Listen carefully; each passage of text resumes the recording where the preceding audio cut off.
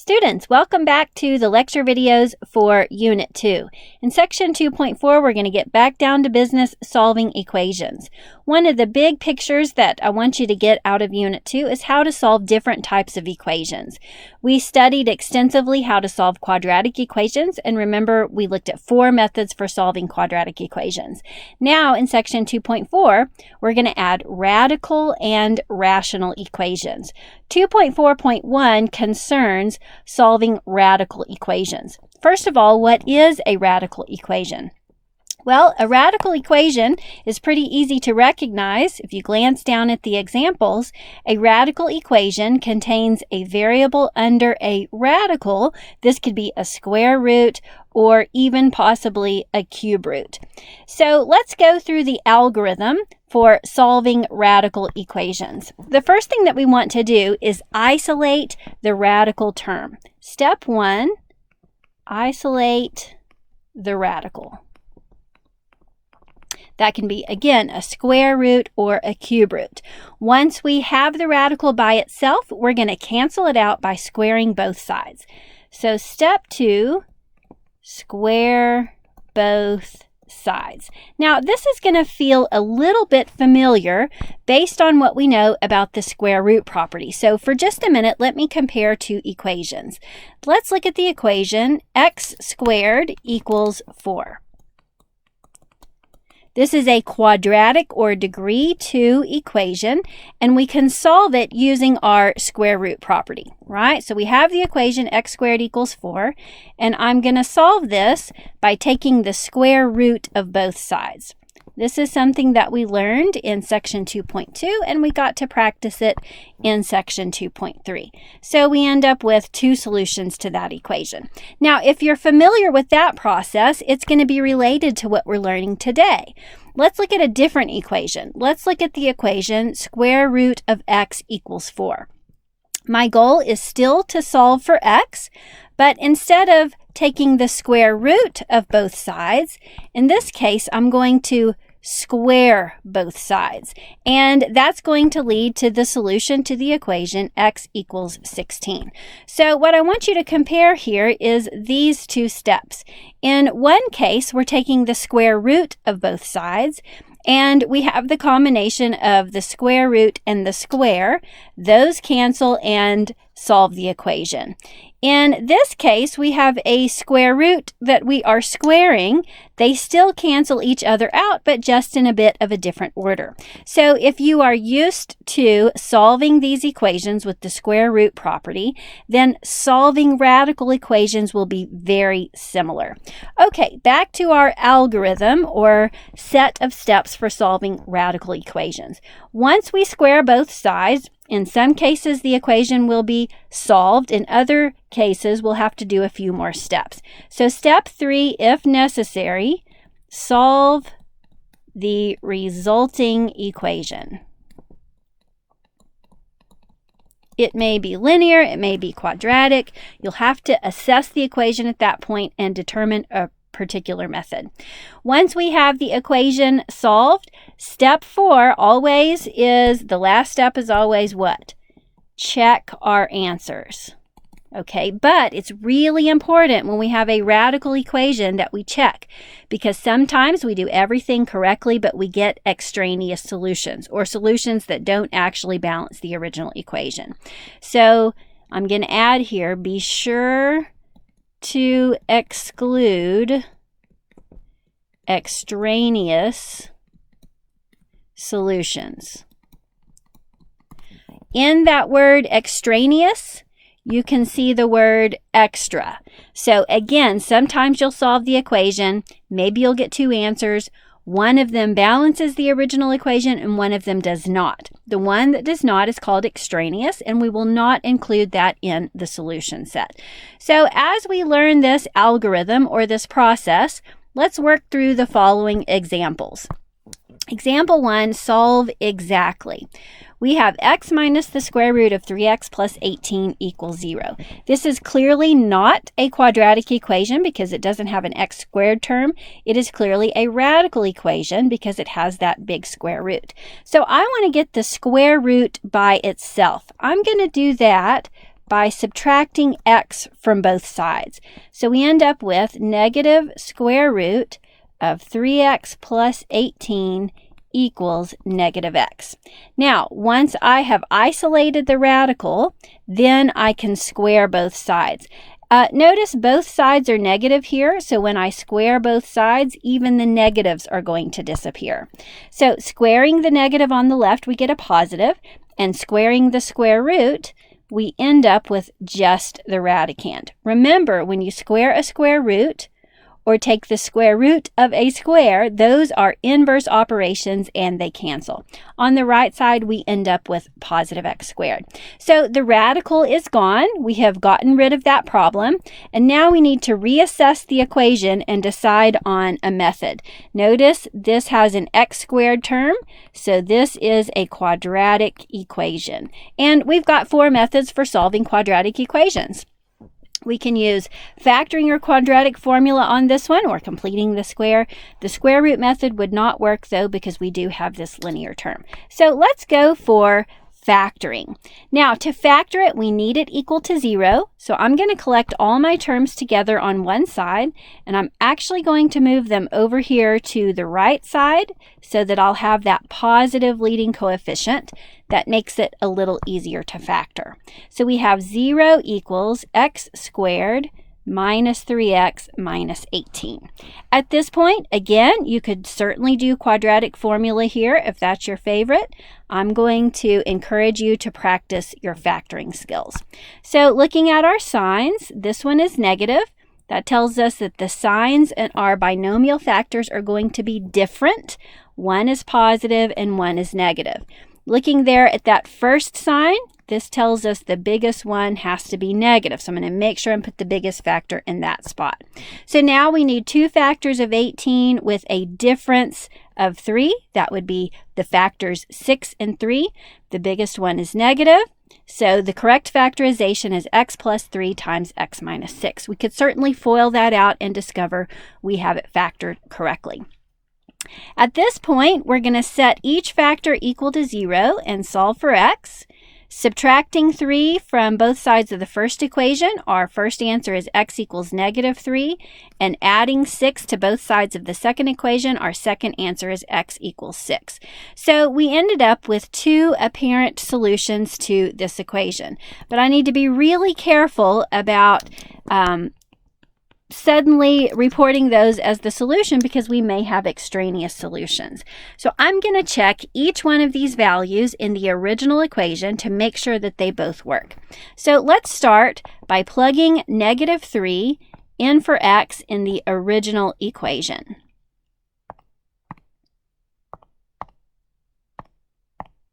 Now we're looking for this to have a value of 0 because that's what I have over there on the right side. And notice when I press enter, we get negative 6. So this is an imbalanced equation. That tells me that x equals negative 3 is not a solution. This is an example of an extraneous solution. Let me try writing that again. Extraneous or extra. Extraneous solution.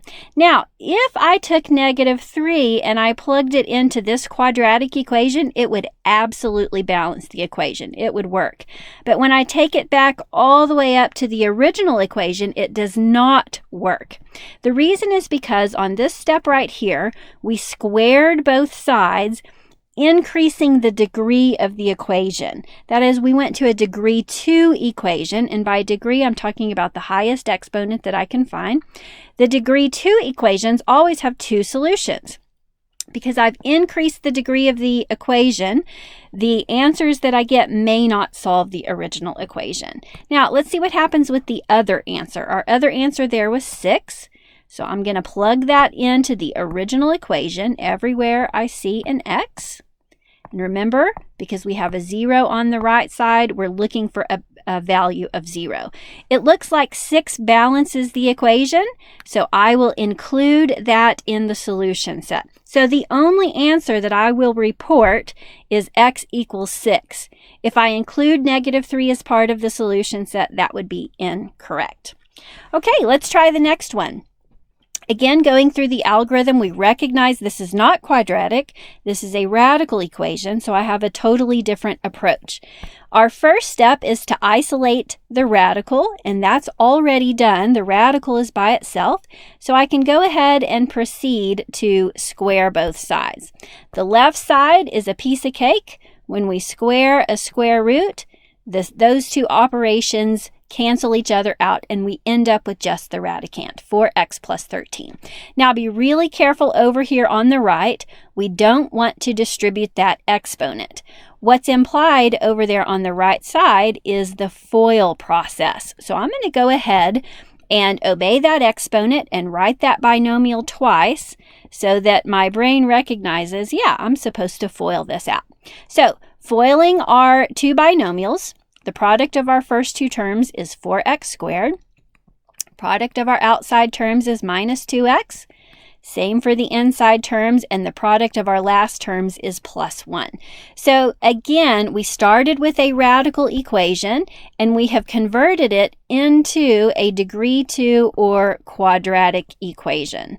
Now, since we know that it's quadratic, we've got 4 methods to solve it, and if we're either going to use factoring or quadratic formula, we need it equal to 0. So I'm going to clean house here a little bit. Let's combine these two middle terms, and then we'll work on moving all the terms to one side, getting it equal to 0.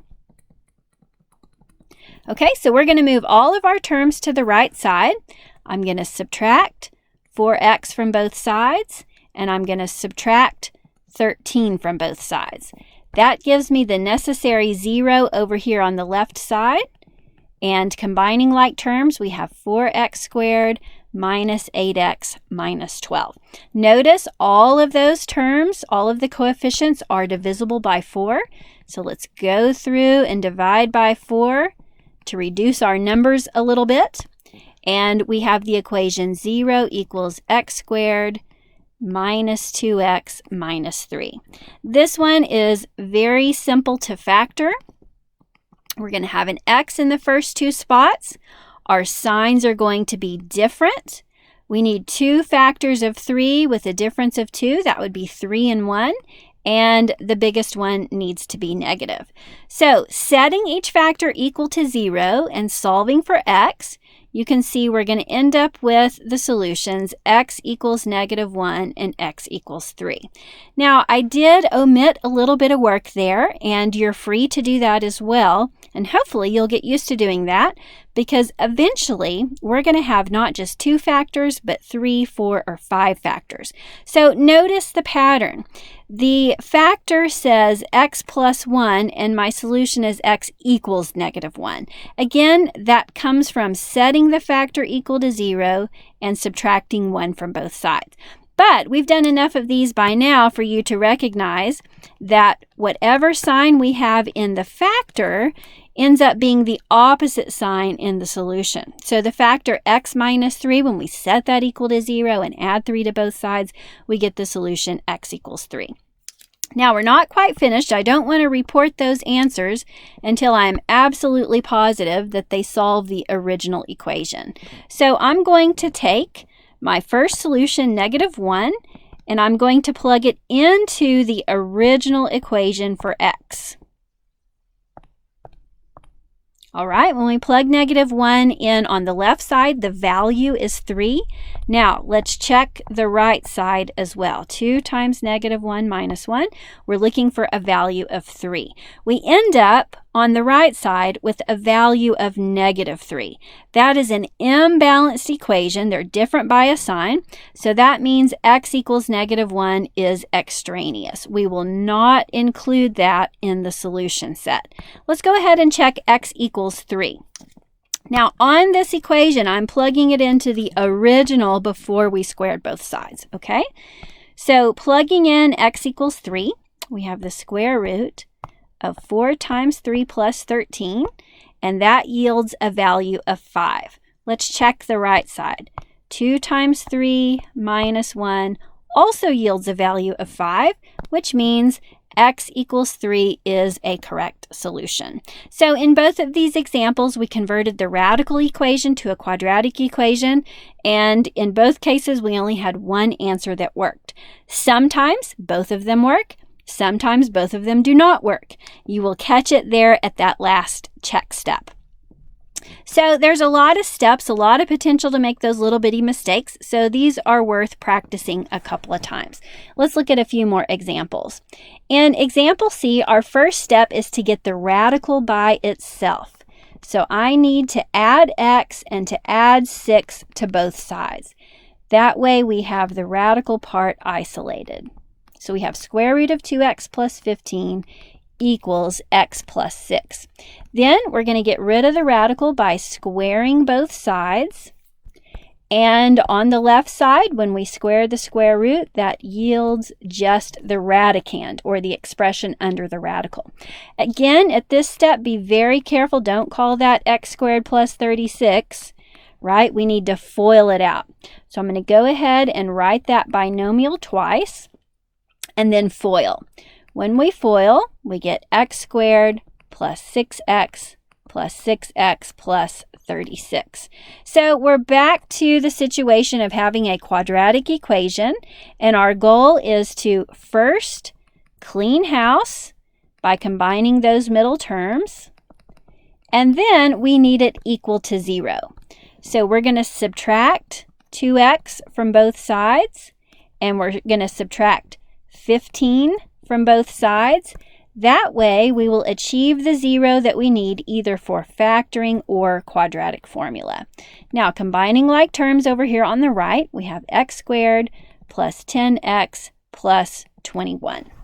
This one's going to be really easy to factor because all of our signs are positive. That means the signs in our binomial factors will also be positive. And we need two factors of 21 with a sum of 10. The two factors that will work would be plus 7 and plus 3. Now remember, at any point when you factor, you can FOIL it out and work your way up and make sure that it matches your original trinomial. And in this case, it certainly would.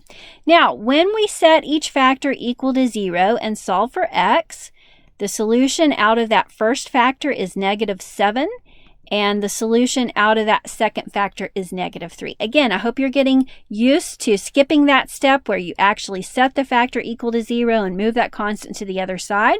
Now you should be able to look at your factor and anticipate what's the solution going to look like.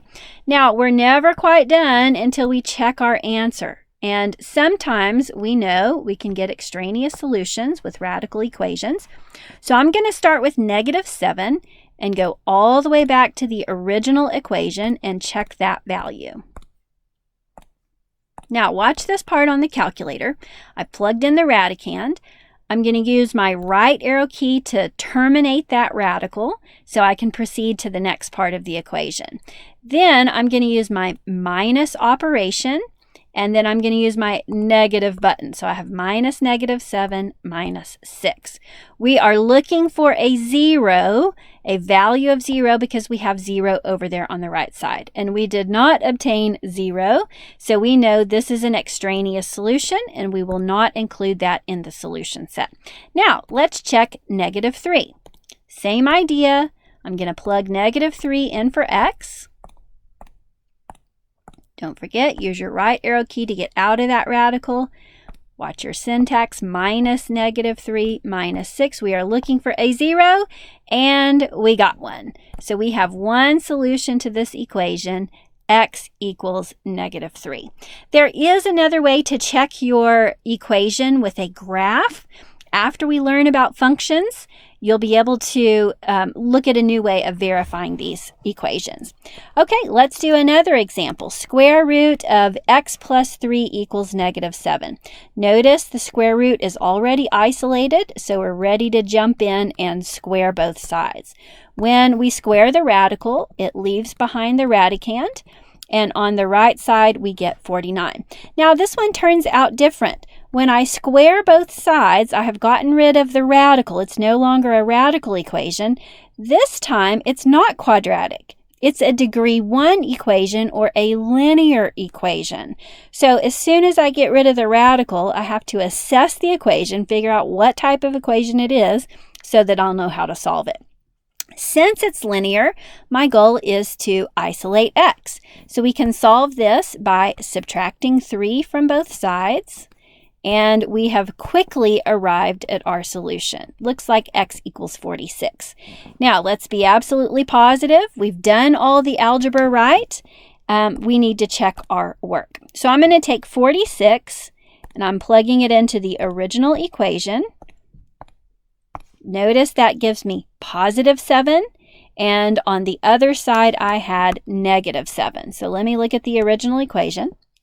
When we plug 46 into the left, we get positive 7. We have a negative 7 on the right, so it is extraneous. So I have nothing to report. There's no solution to this equation. That is a possibility, okay? So both solutions may work. You may get one that works, or in this case, one solution and it does not work. So the report is simply, there is no real number that will balance that equation. Okay? Couple of more examples down here. Example E, we have a very simple looking radical equation. Since the square root is isolated, we can go ahead and square both sides. Be careful on the left. Make sure you square both factors. 2 squared is 4, and squaring the x, we get x squared. And on the right side, the radical cancels out. This, notice, is a quadratic equation. So we have converted our radical equation into a quadratic equation. So we can solve this by collecting all of our terms on one side. I'm going to subtract x from both sides so that it's equal to 0, and then I can factor it. Now, you may be stumped at first looking at this. There's only 2 terms. How are we going to factor it? Well, we're going to recognize that there is a greatest common factor here of x. So I'm going to factor in x out of both of those terms. That leaves behind 4x minus 1. Now, double check. X times 4x gives me 4x squared. X times negative 1 gives me negative x. So we have factored it correctly. Then let's show our work on this one. We're going to set each factor equal to 0, including that cute little monomial there on the left. So one of my solutions appears to be x equals 0.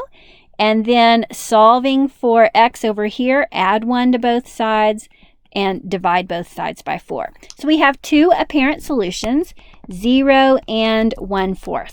Now I'm going to use my calculator I can use my brain to verify the 0 because that's easy.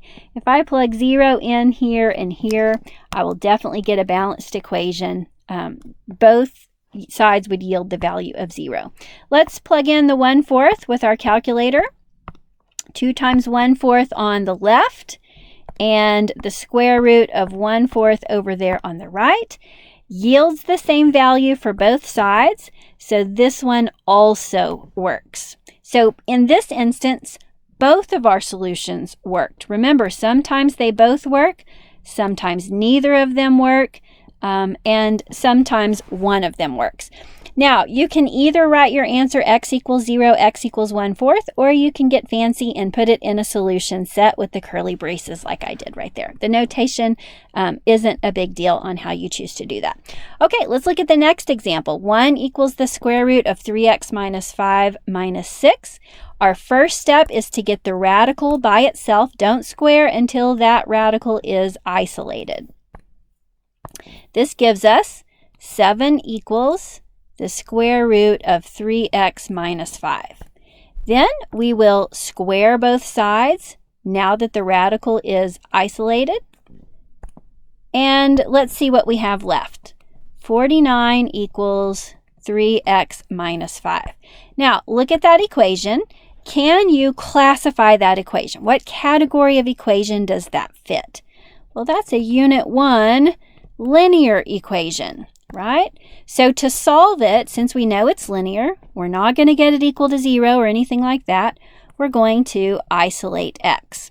So we'll add 5 to both sides. And then we can divide both sides by 3. and it looks like we get 18. So 18 is our apparent solution, but let's be sure. Remember, you got to be careful with these radical equations. Let's plug 18 in for x over there on the right side. 3 times 18 minus 5. Use your right arrow key to get out of that radical. Type in your -6, and we get a 1. And that's what we had over there on the left side. So our 1 solution is the correct solution. For our last equation for this section, take a peek at this equation. How is this one different than the ones that we've been working? Hopefully you notice it is a cube root as opposed to a square root. So we're not going to solve by squaring both sides. Can you use your intuition? How do you think I'm going to solve this equation? We are going to cube both sides. Okay, when you cube a cube root, those are inverse operations, and the radical goes away. On the right side, we need to evaluate 4 cubed. Make sure you don't evaluate that as 12, right? Is that what you were thinking? 4 to the 3rd power is not 4 times 3, it's 4 times 4 times 4, which gives us 64. So you can evaluate that on your calculator. We've arrived at a linear equation. We're going to solve this by subtracting 5 from both sides. Looks like we get 59. Okay, now let me get rid of my markings here, and I want to make sure you know where to find your cube root on your calculator. So I'm going to take 59, I'm going to plug it into the original equation, and to do that I need to find my cube root button. That is hidden there under your math menu. Remember, this is where we find fraction, and if you'll arrow down to option number 4, you can see there the cube root. So math, option number 4, and then I'm going to press enter. That'll put the cube root on my home screen. Then I can evaluate the radicand, 59 plus 5, and I'll see that I have a balanced equation. So the big idea for this section, solving radical equations, number 1, get the radical by itself, square both sides, and that will cancel your radical. Then make a new assessment. Is the resulting equation quadratic or linear? If it's quadratic, you've got 4 methods to solve. If it's linear, isolate x. All right, those are detailed, so take your time and be sure to check your work.